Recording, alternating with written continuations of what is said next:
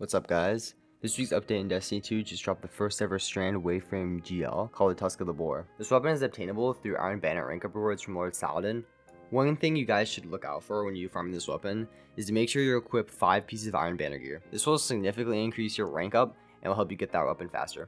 Another thing important to keep in mind is that Bungie announced when the final shape releases on June 4th, the Iron Banner weapons from this season, both the multi-mock and the Tusk of the Boar, will retroactively be enhanceable when the final shape releases. Once you guys do eventually obtain this weapon, you're going to be looking at it for a couple perks. Now these perks you're going to be looking at on this weapon, you can see it has Slice, Sideways, and Envious. Those are the main ones you're going to be looking out for. All these options are good, but I think the God roll we're going to be going for is Slice, just to build into more of the strand synergy and being able to apply the debuff much easier, especially with the artifact Torch this season, which allows you to increase damage to severed targets when radiant, allowing for better utility and ad clear, especially if you're going into a DPS phase. I got a God roll of Slideways, which is still good to use, but more often than not, you're not always gonna be able to slide around. It overall feels kind of weird sometimes. It just doesn't proc fully, especially if you slide cancel.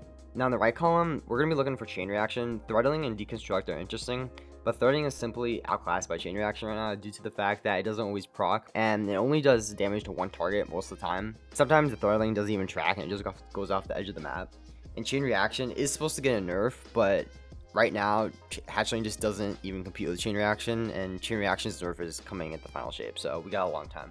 Right now, there is a bug with deconstruct that allows you to instantly or infinitely shoot out your entire magazine. However, it's kind of niche and it's going to get patched at some point, and also I can't see running 2 reload perks in the right and left column, as you don't even have a damage perk or an ad clear perk, which doesn't seem very viable. Now, the real question is, will this be taking Forbearance's throne?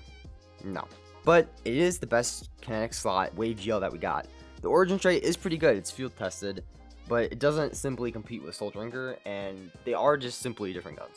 But that's it for today's video. I hope you guys enjoyed. Comment down below if you guys are excited for Into the Light. It's coming up soon, we got about a week from now. I know we're going to have a bunch more weapons to look at and review with some pretty awesome perks, which are probably going to completely outclass Tusk of the Boar.